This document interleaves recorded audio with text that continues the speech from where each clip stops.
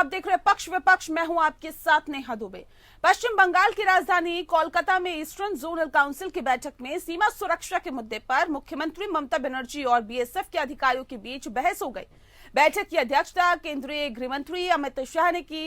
इस बैठक में पश्चिम बंगाल, बिहार, झारखंड, ओडिशा और सिक्किम के मुख्यमंत्री या उनके प्रतिनिधि शामिल हुए। बैठक में बीएसएफ के अधिकारी भी मौजूद रहे। बैठक में पश्चिम बंगाल की मुख्यमंत्री ममता बनर्जी ने सीमा सुरक्षा का मुद्दा उठाया। उन्होंने आरोप लगाया कि बीएसएफ की ओर से सहयोग नहीं मिल रहा है, जिसके बाद सीएम ममता बनर्जी और बीएसएफ अधिकारियों के बीच बहस हो गई।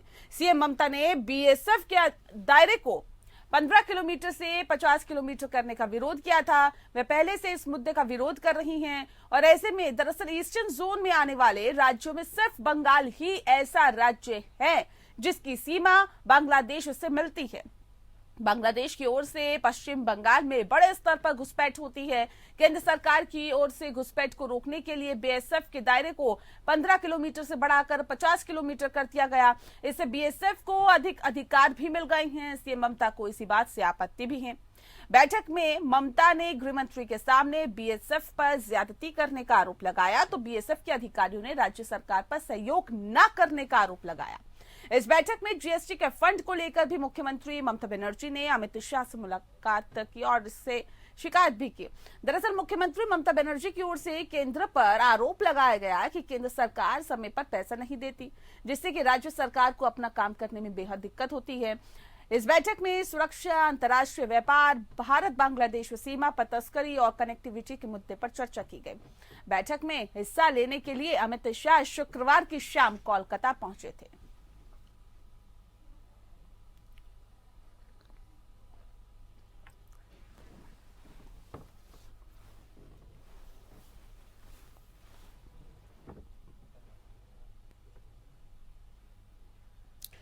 तो बैठक में बीएसएफ के अधिकारी भी मौजूद रहे थे और ऐसे में अमित शाह, आपको बता दें कि शाम को पहुंचे और एक बैठक बुलाई गई। ये बैठक बहुत अपने आप में अहमियत रखती है। ईस्टर्न जोनल काउंसिल की यह बैठक थी जिसमें ममता बनर्जी ने कई मुद्दों को उठाया और साथ ही साथ उन मुद्दों के साथ ही बताया भी जाता है कि बीएसएफ के अधिकारी उन पर आरोप लगाने लगे और साफ तौर पर सीधे सीधे आरोप लगाया कि जो मौजूदा सरकार है वो उनका साथ नहीं दे रही है, सरकार की तरफ से उन्हें सहयोग नहीं मिलता। इस विषय पर तफसील से चर्चा करेंगे। खास मेहमान हमारे साथ मौजूद है, उनसे आपका परिचय करा देते हैं।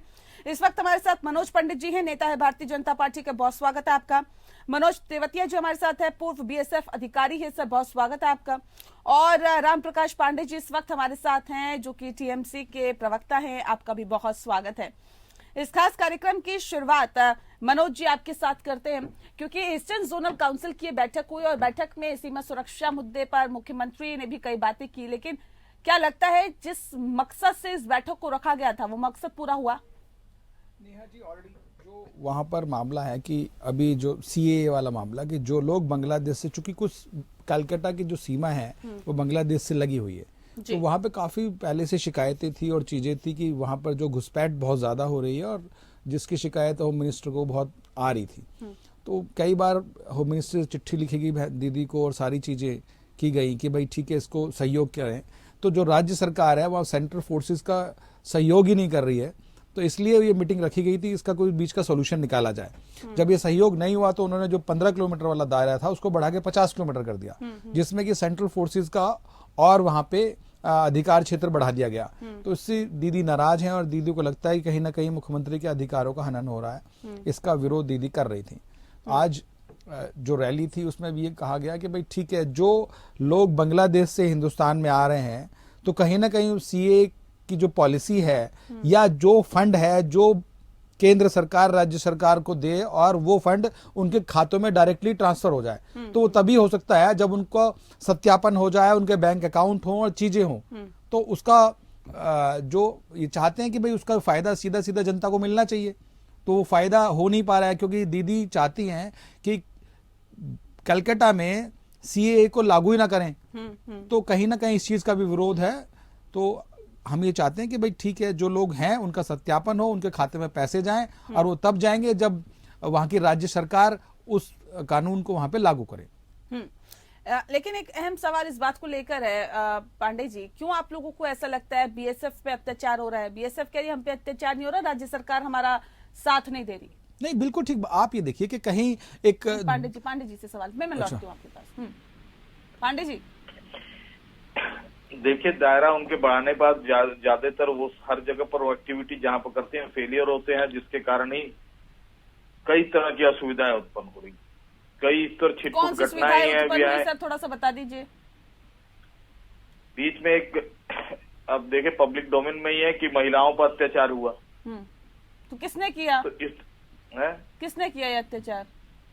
बल सैनिकों के द्वारा से हुआ था, जो न्यूज में भी आया हुआ है। तो इस तरह की जो है, हम तो तालमेल हमारे साथ मिला, हमारे लोकल एडमिनिस्ट्रेशन के साथ तालमेल मिला के लेके काम किया जाए तो क्या दिक्कत है? दायरा जब बढ़ाया गया तो लोकल एडमिनिस्ट्रेशन राज्य सरकार सहयोग नहीं करेगी क्या सर? बीएसएफ का सहयोग नहीं करेगी राज्य सरकार? फिर आप कहते हैं जो घुसपैठ हो रही है उसको रोकने के लिए केंद्र सरकार नाकाम है। केंद्र सरकार क्या करेगी अगर आप ही सहयोग नहीं करेंगे? तो आप चाह रहे हैं कि आते रहे घुसपैठिए? जब बॉर्डर पर 15 किलोमीटर से 50 किलोमीटर का दायरा बीएसएफ के हाथ में है, घुसपैठ रोकने का तो काम उनका है। अरे घुसपैठ तो वहां से आ रहा है, 50 किलोमीटर के बाद ही ना हमारी लोकल एडमिनिस्ट्रेशन देखेगी। नहीं तो सहयोग तो मिलना चाहिए ना सर बीएसएफ को। मनोज तेवतिया जी भी हमारे साथ है। मनोज जी, क्या ये पॉसिबल है कि लोकल जो लोग है, लोकल जो सरकार है, जो राज्य की सरकार है, उसके बिना सपोर्ट के ये मुमकिन हो जाता है कि घुसपैठियों को रोका जा सके और जो भी ऑपरेशन वहां पर चलाया जा रहा है उसको सफलतापूर्वक पूरा किया जा सके? कितना अहम होता है कि लोकल लोगों का सपोर्ट मिले, लोकल सरकार का सपोर्ट मिले और उसके बाद बीएसएफ जो है वो आगे की कार्रवाई करे। सपोर्ट मिलना कितना जरूरी है आप समझते हैं? जी मैडम, सपोर्ट मिलना 100% सपोर्ट के बिना कोई काम वहाँ पर होगा नहीं, क्योंकि वहाँ की भौगोलिक स्थिति इस तरह की है कि एक मकान के बीच में सीमा रेखा होकर गुजरती है। आधा मकान बांग्लादेश में है, आधा इंडिया में है। वहाँ की जो स्थिति है, तस्कर जो है तस्करी कर करके भाग जाते हैं और वहाँ की सरकार इतने सपोर्ट नहीं करेगी। स्टेट गवर्नमेंट इतने बहुत ही मुश्किल हो जाता है तस्करी को रोकना। तो पूर्ववर्ती सरकार भी आई और चली गई। पहले तो बहुत ज्यादा वहाँ हिसाब किताब ठीक नहीं था। अभी तो 50 किलोमीटर बॉर्डर बेल्ट सीमा सुरक्षा बल को जब से दिया है, जब से पंजाब में भी दिया है, तो बहुत ही शांति का माहौल बना हुआ है। बीएसएफ किसी को छोड़ती नहीं। हमारे अर्धसैनिक बल बड़ी ही बखूबी से कार्य करते हैं और ह्यूमन राइट्स को मद्देनजर कर ध्यान में रखते हुए आज तक कोई भी अर्धसैनिक बल का ऐसा केस नहीं आया जो ह्यूमन राइट्स के खिलाफ हुआ हो। ये सब मनगढ़ंत बात है कि नहीं, तो ये पांडे जी तो ये सीधे सीधे आरोप लगा रहे हैं कि वहाँ पर अत्याचार होता है, महिलाओं पर अत्याचार होता है और सेना के जो सिपाही है उनके जरिए किया जाता है, बीएसएफ के जरिए किया जाता है। देखिए, कोई वहाँ अत्याचार नहीं होता। महिलाएं भी वहाँ पर, छोटा बच्चा भी स्मगलिंग में संलिप्त होता है। मैं बॉर्डर पर रहा हूँ। हिंदुस्तान की सबसे बड़ी सीमा रेखा है, 4000 किलोमीटर के लगभग भारत और बांग्लादेश की सीमा लगती है। वहाँ पर मेरे साथ ये जो भी आपके साथ बैठे हैं चले, उनका मैं सब कुछ खर्चा दूंगा। वहाँ की स्थिति को चल कर दिखा है। वहाँ की स्थिति, हमारा जवान किन परिस्थितियों में रहता है, सारी रात वो। ठीक है पांडे जी, एक बात तो उसी वक्त जो बीएसएफ के अधिकारी थे उन्होंने खारिज कर दी, वो क्या आप ड्यूटी निभाता है। ठीक है सर। पांडे जी, एक बात तो वहां पे उसी वक्त कहीं ना कहीं मीटिंग में ही खारिज कर दी कि हम लोगों पे अत्याचार नहीं होता बल्कि राज्य सरकार हमारा सपोर्ट नहीं करती। दूसरी बात जो आपकी है वो मनोज जी खारिज कर रहे हैं, कह रहे हैं कि अत्याचार हम लोग नहीं करते हैं, हम तो सपोर्ट के साथ आगे बढ़ते हैं। ये बेबुनियाद इल्जाम हम पे लगाए जा रहे हैं। अच्छा, ये भी आरोप आप लोगों पे लगे हैं मनोज पंडित जी कि देखिए मुख्यमंत्री कह रही हैं कि फंड नहीं मिलता। इस बैठक में जीएसटी के फंड को लेकर भी मुख्यमंत्री ममता बनर्जी ने अमित शाह से शिकायत की है। ये कह रहे फंड हमें नहीं मिलता, हम कैसे आगे कार्य करें? नेहा जी, फंड कैसे? जो प्रधानमंत्री जी ने जो योजना चलाई, डायरेक्ट ट्रांसफर योजना, जब हम करप्शन कैसे खत्म होगा? जब करप्शन खत्म करने की एक सीढ़ी थी कि जो व्यक्ति है उसका बैंक अकाउंट होना चाहिए और उस बैंक अकाउंट में जीएसटी फंड की बात हो रही है। नहीं, जीएसटी फंड क्यों नहीं मिलेगा? बिल्कुल मिल रहा है भाई। आप देखिए, जीएसटी फंड भी मिल रहा है। हम उस फंड की बात भी कर रहे हैं जो 6,000 रुपए पर पर्सन देने की बात करती है सरकार। भाई केंद्र सरकार 6,000 रुपए पर फंड व्यक्ति देने की बात करती है। आप सीए क्यों नहीं? अब आप अच्छा बात सुनिए, आप सीए से आप सीए का विरोध क्यों कर रहे हैं? आप मुझे बताइए तो सही, इसलिए सीए का विरोध कर रहे हैं। आप लेके जा रहे हैं, अब आप गलत ट्रैक पे लेके जा रहे हैं। अब बात जब जीएसटी फंड की हो रही है, वो राज्य सरकारों को दिया जाता है केंद्र के जरिए, आप उसकी बात नहीं कर रहे हैं। तो आप ये बताइए कि क्या ममता बनर्जी जी दीदी के अलावा क्या ये शिकायत कोई और कर रहा है? भाई आप ये एक सिस्टम है, ये प्रोसेस है जो किसी के बिना रोका नहीं जाता। मुख्यमंत्री ये शिकायत अक्सर करते हैं, राजस्थान के मुख्यमंत्री ने ये शिकायत की है, बाकी जहां जहां पे आपकी सरकारें नहीं है, चाहे हम झारखंड की बात करें, हर कोई ये शिकायत कर रहा है कि आपकी सरकार जो है वो जीएसटी फंड नहीं दे रही है। नेहा जी, ये ऑटो सिस्टम है, ये अधिकारी समझ के चीजों को बना के और जो उनका हक बनता है उनको मिलना चाहिए और मिलता भी है, ऐसी बात नहीं है। तो अभी ये सारी नहीं शिकायत तो अब बताइए आप मुझे, जो सेंट्रल फोर्सेस हैं उस पे आप कहते हो कि वो महिलाओं के साथ अत्याचार कर रहे हैं। अगर कोई वहां स्मगलिंग कर रहा है, चीजें कर रहा है, उन्हें रोक रहे हैं, तो अत्याचार कैसे, किस उसकी परिभाषा क्या है? अत्याचार क्या? आज दीदी ने कहा जहां फिर आपने उस टॉपिक को छोड़ दिया। नहीं, अब उस टॉपिक का क्योंकि टेक्निकल चीजें मैं अभी डिफाइन नहीं कर सकता, क्योंकि मैं लेके नहीं, अभी हमारा डिबेट जो था वो ये था कि ठीक है वहां पर क्या बॉर्डर पे हो रहा है और चीजें हमारा ये जीएसटी फंड को लेकर अमित शाह से शिकायत की ममता बनर्जी ने। ये कह रहे हैं देखिए हम तो जीएसटी फंड देते हैं, आप लोग अगर विकास नहीं कर पा रहे तो ये आप लोगों की दिक्कत है। पांडे जी देखिए, ये बार बार ये मुद्दा कई बार उठा है और कई बार इस तरह के आंदोलन मुखी भी हुए हैं कि जीएसटी हमारे फंड जो हैं वो रुके हुए हैं, हमें नहीं मिल रहे हैं। तो दीदी तो बैठ जाती है धरने पे, बैठाइए भाई। दीदी और जो उनका भतीजा है वो सब क्या आप दोनों मंच पे, ये दीदी ने, आप ये बताइए दीदी को धरने पे बैठने का और चीजें करने का बहुत पॉपुलैरिटी हासिल है, चीजें हैं, तो दीदी का फंड तो कोई रोक ही नहीं सकता। दीदी तो जहां चाहे चीजों को मनवा लेती हैं, क्योंकि जिस हिसाब से वो सिस्टम चलाती हैं पूरा देश इस बात को जानता है कि जो ठान लेती है वो कर लेती हैं। आंदोलन करना तो ये मौलिक अधिकार है, ठीक है। और जैसे हमारे बीएसएफ के अधिकारी ने कहा कि ऐसे घर भी हैं जो कुछ आधा बांग्लादेश में है, आधा इंडिया में है, तो ये चिन्हित करके उसे या तो बांग्लादेश में कर दिया जाए। ये काम क्या केंद्र नहीं कर सकती है कि भाई ये इसको बांग्लादेश में ही कर दिया जाए या भारत में ही किया जाए? नहीं, बिल्कुल जो सीए की बात हो रही है पांडे जी, वो सीए की बात यही साबित होगी। किसी को ऐसे करने के लिए कोई तो आधार आपको चाहिएगा ना, किस आधार पे आप उसको बांग्लादेश भेजेंगे या किस आधार पे बांग्लादेश वालों को भारत में लाएंगे? वो एक आधार ये है कि जो भारत सरकार ने कानून बनाया है सीए वाला कि अपना सत्यापन कराइए, अपनी चीजें लाइए, अपना पुराने रिकॉर्ड लाइए, तभी उसी आधार पे आप करेंगे ना इसको। यहाँ पर तो घर ही आधा है कि जमीन ही आधी बांग्लादेश में, आधी वो है। पहले तो जमीन का जो विवाद हुआ, इसीलिए कुछ बिहार में कुचली बाड़ी बोल के एक जगह था, वो 6 किलोमीटर का, वो बाद में उसको अधिकरण किया गया। नहीं तो ठीक है, पश्चिम बंगाल की सरकार क्या कर रही है ये भी तो सोचिए। पश्चिम बंगाल की सरकार के ऊपर ये लगातार आरोप लगता है कि वो बांग्लादेशियों को, घुसपैठियों को संरक्षण देती है और वही आपका वोट बैंक है। ये भी आरोप आप लोगों पे लगता है। मन घड़त बोलने से नहीं है, उसे चिन्हित करके दे, घुसपैठ करवाएंगे पश्चिम बंगाल के मुख्यमंत्री, ये क्यों, क्या जरूरत है भाई? मन घड़त बोले जाए, अरे तथ्य लेके बोला जाए ना। नहीं तो बीएसएफ के अधिकारी कह रहे हैं ना आप लोग सपोर्ट नहीं करते हैं।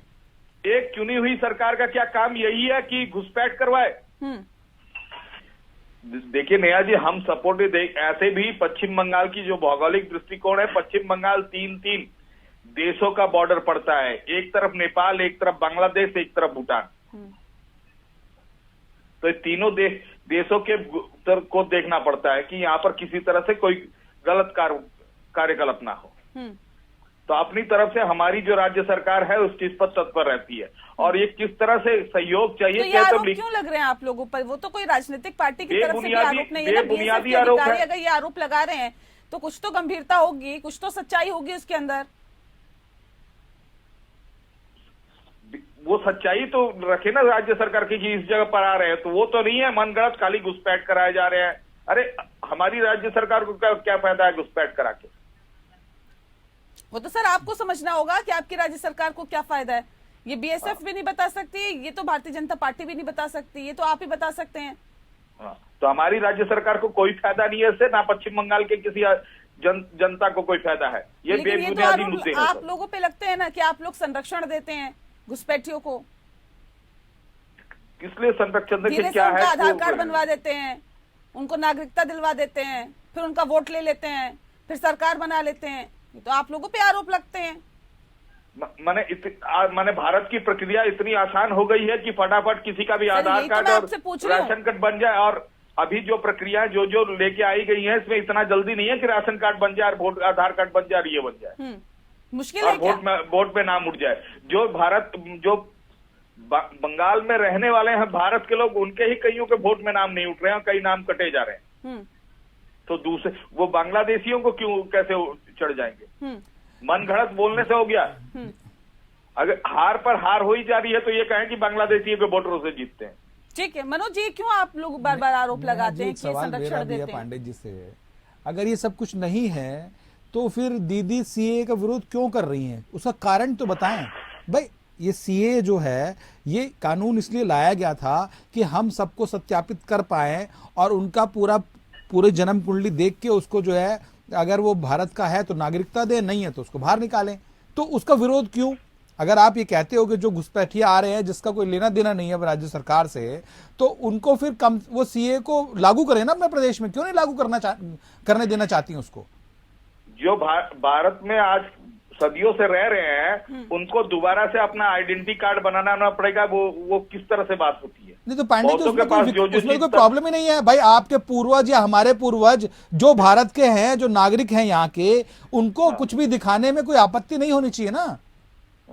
तो आपत्ति तो किसी को भी नहीं है। कोई नहीं तो फिर विरोध क्यों हो रहा है? वही तो पूछ रहे हैं बार बार कि विरोध क्यों कर रहे हैं, जब आपत्ति नहीं है, आपको नहीं, हमें नहीं। और जो रोहिंग्या है, जो घुसपैठिया हैं, जो बांग्लादेशी है, वो डरे उस चीज से। ममता बनर्जी को क्यों डर लग रहा है? नेहा जी, ऐसा है कि मौलिक दृष्टिकोण से बता रहे हैं कि जब भारत बांग्लादेश का पार्टीशन हुआ था तो काफी वहां से जो आए थे उस समय रहने के बाद उनके पास बहुत के पास डॉक्यूमेंट नहीं है, किंतु वो उस समय से ही रह रहे हैं, सन 72 से ही रह रहे हैं। और उनको आज घुसपैठिया बोल के अगर निकाला जाएगा तो ये सरासरी गलत होगा। चलिए ठीक है मनोज जी, तो उन्हें चिन्हित किया जाए। मनोज जी का रुख कर लेते हैं। मनोज तेवतिया जी, ये जो 15 किलोमीटर से बढ़ा के दायरा 50 किलोमीटर किया गया है, इसके क्या मायने हैं और क्या लगता है कि इस फैसले के साथ ही जो सीमा सुरक्षा की हम बात करते हैं और घुसपैठियों के अंदर ना घुसपैठ करने की बात करते हैं, वो जो सरकार की मंशा है वो कहां तक पूरी होगी? और क्या लगता है कि ये बढ़ाना दायरा बहुत जरूरी था? देखिए मैडम, ये दायरा बढ़ाना वाकई तो जरूरी था, क्योंकि ये ऑपरेशनल एक्टिविटीज में भी हमें बहुत ही मददगार साबित होते हैं। अपने अंदर से ही, हमारे देश के अंदर ही कुछ ऐसे एलिमेंट होते हैं जो उनसे संदिग्ध होते हैं, उनसे मिले हुए होते हैं।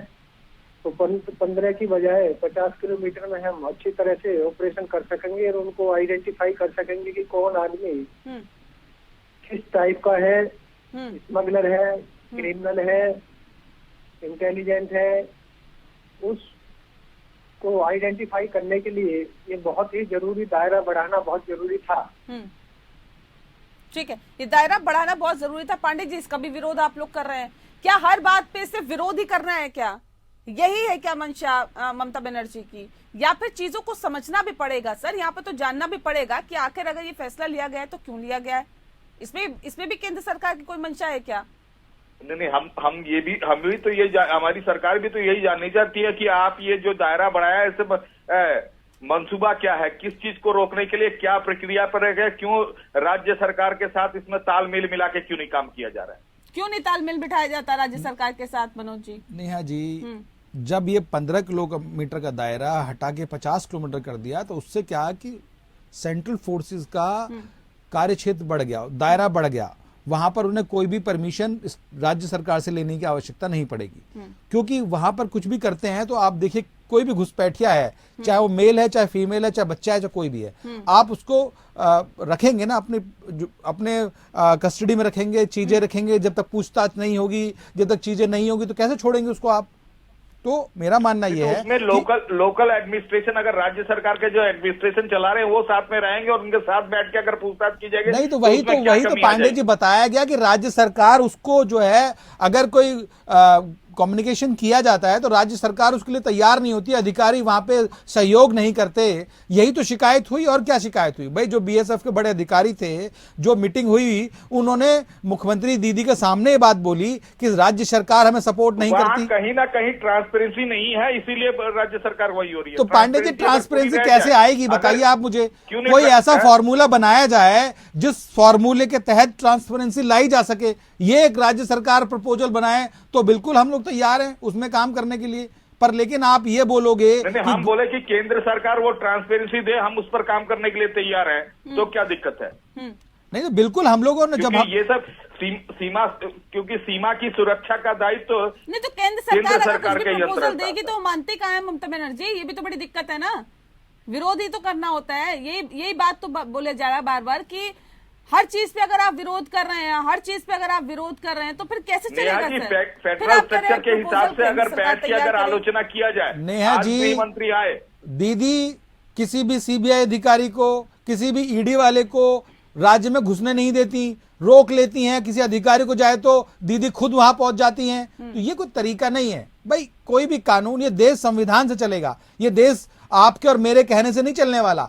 ये चीजें आप बनाएंगे और तरीके से होने वाली हैं। आप ये देखिए कि किसी अधिकारी को अगर फोर्स वहां पे कुछ छापा मारना है, कुछ भी करना है, तो दीदी खुद पहुंच जाती है वहां पे। ये नहीं होने देंगे, वो नहीं करने देंगे। तो ये कोई तरीका नहीं है। आज आप देखिए जो रैली उन्होंने की, उसमें कहा कि ये बंगाल है, ये यूपी, बिहार और हरियाणा नहीं है, यहां पर वही होगा जो हम चाहेंगे।